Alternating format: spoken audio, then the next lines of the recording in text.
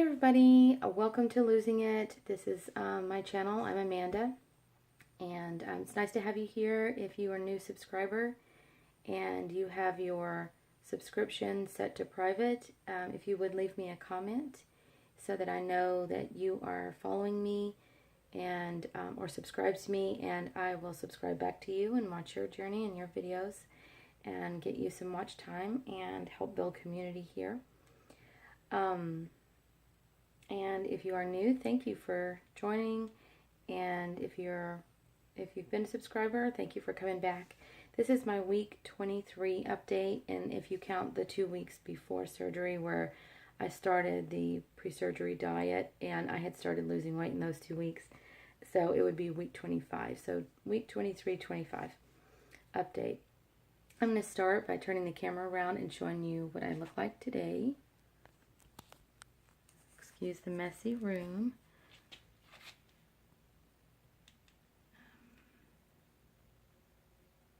And then I guess if I put it down like this,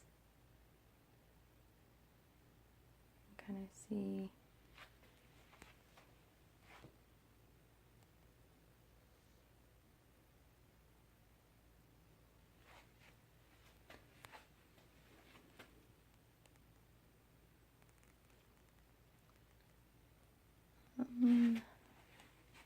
Let me turn the camera back around. Okay, so that's what I look like now. I have my before and after picture on my YouTube channel, my little marker, icon, whatever they call that.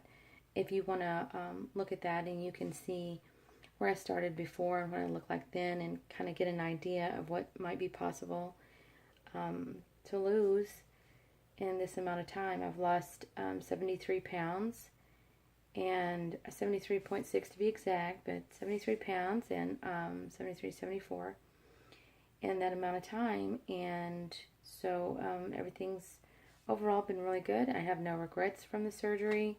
I've had issues, but still not bad enough to make me feel like I'd rather I not had the surgery. I'm still very happy I had the surgery, and overall things are going well. A couple things that I've been struggling with is water, sleep, and hypoglycemia. So I realize that some YouTubers will talk about dumping when they refer to hypoglycemia, and I guess they're having hypoglycemia with their dumping. And after doing, after communicating with like Addie Joe and Smaller in NC, RNY, I encourage everybody to go follow their page and subscribe too. I've gleaned a lot of information from them. They've been doing it longer than me. And after having communications with them about the hypoglycemia, I was encouraged to go dig up some more information.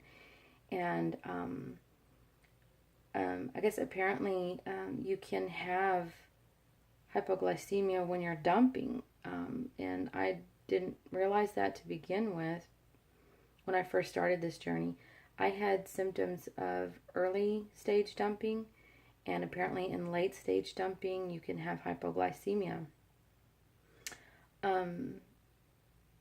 But I want to, like, I guess I feel like I want to make it like a distinction between the two, because like when I have dumping, I guess early stage dumping, I can just take a nap and I'm fine afterwards. And yeah, I'm a little groggy and don't feel real well, but I can sleep it off. But if you really do have hypoglycemia, and you know that if you test your blood sugar with a glucometer, and it's really not that expensive in my opinion to get a glucometer and some test strips and alcohol wipes and little lancets, and just test your blood sugar from here and there. For me, it helps me a lot with my diet, decide what I need to be eating and help keep my blood sugar stable. What was I saying? Yeah, so I guess hypoglycemia can be a part of late stage dumping. For me, it's just hypoglycemia. I don't have any other symptoms of dumping, so it's just hypoglycemia. I don't know. For me, it's just that way. It may not be that way for you. I'm not saying it's like this for everybody, and I'm definitely not a doctor. So I just would think that would like to encourage everybody to, if they have low blood sugar, to tell their doctor about it and discuss it with their doctor because, I mean, you do have to treat that, and it can be, fatal if you don't act on that. So I don't I can't fathom just laying down and sleeping it off. I don't see how that would work at all. But anyway, if that's the way you treat it, that's the way you treat it. For me, I have to, and what my doctor told me to do was to get my blood sugar up by eating candy, just small pieces of candy. I have rolls of Smarties in my bedside table, and I use Smarties over the glucose tabs because the glucose tabs to me are really, they're big, they're thick, they're chalky, and I cannot eat enough of those to do good in the amount of time that I need them to work. So to me, something smaller like Smarties gets the job done better. So I eat a roll of Smarties, and then I wait 30 minutes, test my blood sugar again. If it's come up, then I'm fine. Then at that point, my doctor has told me to eat a meal with healthy carbs and protein together to help stabilize my blood sugar and just keep it where it's at that point. So that's what I do. That's been working well for me as far as treatment goes. As far as how I'm getting there to begin with, sometimes it's because I've eaten, I guess, I mean, a lot of people are saying carbs, but I can't even fit any carbs in, really. I mean, I eat a little bit, maybe like 2 or 3 tablespoons of carbs, but I have way more protein. And I've also read and been told my doctor as well that, a high amount of protein can lower your blood sugar as well, or it just keeps it at a lower level overall. So I don't know, fasting too long between meals, maybe. Um, so every once in a while, I'll have some carbs that 2 or 3 hours later, then I have hypoglycemia.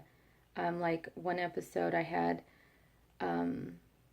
some lightly sweetened iced tea and a roll, and 3 hours later, I had hypoglycemia. Um, So occasionally that can cause it too. So I'm sorry, I'm fumbling for words and stumbling, so I'll just keep moving on.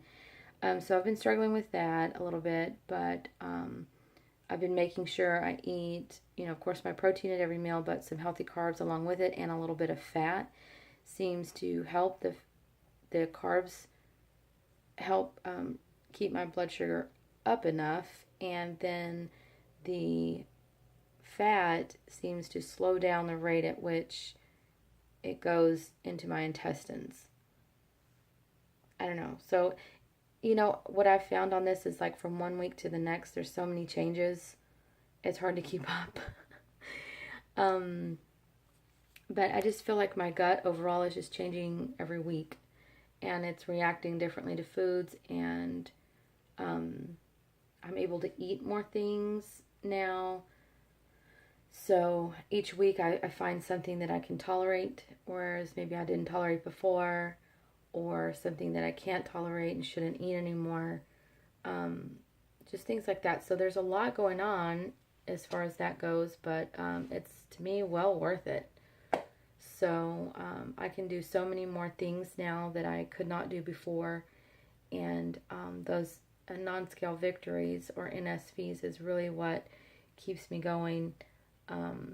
Being able to bend over, being able to exercise or just walk, being able to go places and do things with my kids that require a lot of walking so I can, be with them and spend time with them has been great. And an NSV this week was my kids have come up to me and given me hugs from time to time, and they'll comment, "Oh my gosh, you feel so much smaller. You're so little now." So, eh, so I don't know. I don't consider myself little, but I'm definitely getting like 73 pounds of weight loss. That's a lot. And I can tell a really big difference in the way I looked before and the way I look now and the way I felt before and the way I feel now. So I understand what they're saying. So that makes me happy to have people notice the weight loss and say something that makes me feel great. So I just got done with my walk this morning. I didn't push myself too much. I walked up some hills in my neighborhood and I only walked for about, I think it was like 20 minutes. My back is still hurting, so I'm trying to take it easy on my back. I am taking some advice from another YouTuber and taking some turmeric, and that is helping me through about half the day. And the bottle tells me to take one pill a day. I'm wondering if I could take another one in the afternoon. Don't know. I'll probably look it up or call my doctor. I don't know. My doctor probably won't suggest I take it at all. But anyway, I'm taking that for inflammation because I can't really take anti-inflammatories right now. And the turmeric is really helping. I used to take it a few years ago for back pain. I stopped taking it for some reason. I don't know why. Probably because the back pain got too bad and I needed prescription medicine at that time. Not sure. But anyway, so far the turmeric is helping for about half the day, and that's good news for me. I'm also using like pain patches. They help a lot. And I think that's it. I have a TENS unit, but I can't even stand to use the TENS unit on the lowest setting. It like fires all of my nerves and makes them all fire at once. So it's very unpleasant for me. Everyone else in my house, if they have any pain or they use a TENS unit and they do fine with it, but for me, for some reason, I'm a weenie. I don't know. So it doesn't work for me, but I might try it again if the pain gets to be too bad. And if I do, I'll let you guys know how it works. That might be a good video to show how it works. But what else? I have lost, let me go grab my stats here. I've lost 0.6 pounds in the last week. That's 73.6 pounds since my journey began on November 29th, 2018.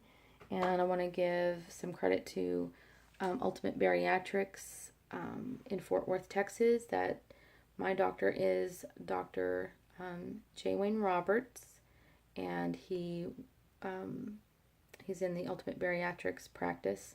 They also have Dr. Novak, that's my daughter's doctor, and Dr. Smith, who has helped me with an EGD and some aftercare. So all three of them are amazing doctors. They have great nurses and they have great staff in their office. Very polite, very professional, very knowledgeable, very experienced. And they use, well, I had my surgery at the Trophy Club. I think it's the medical center, Trophy Club Medical Center. Could be surgery center. It's called Baylor Scott White Medical Center or Surgery Center. Anyway, in Trophy Club, Texas. And that facility as well is amazing. Nurses, staff, they're all amazing there. We have had to use them between me and my daughter several times, and we always get great care. And the nursing staff's very attentive, and the other staff there, the supportive staff is amazing too. So, if you are looking for someone to go to and can get to Fort Worth, Texas, or Trophy Club, I really highly recommend them. They're great. Let's see, what else should I talk about? My daughter had her gallbladder out on Monday. So I started Lyft driving on Sunday. Just kind of give myself some things to do outside my house and get out in the community again. I'm starting to recover from all of this a lot better. So I feel like, okay, I want to get out and do stuff now.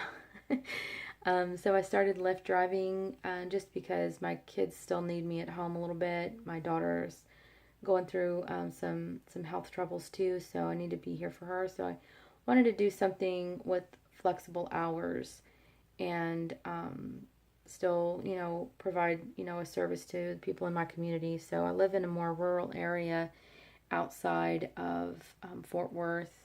I don't know if you'd call it a suburb. It's a little bit further out than a suburb, so I just call it a rural area. so yeah, so it's fun. It's been a great experience so far, and I will give more updates on that as I go. As far as financial gain or anything, not sure about that just yet. I've made, let's see, 25. I've made about $75 just in 2 nights of about, say, 2 hours of driving each night. So that's pretty good, but considering you have to replace your gas, I don't know. I'll just give more information on that later. But yeah, that's what's been going on for me. And this last week has been good. I broke the stall that I was in and lost 0.6 of a pound. So that's been good. The weather has been good the last couple days, so I've been able to walk and get out again and get all that done. So yeah, that's all I have. Sorry if I rambled, but I hope until my next update you will continue like me, losing it. Bye.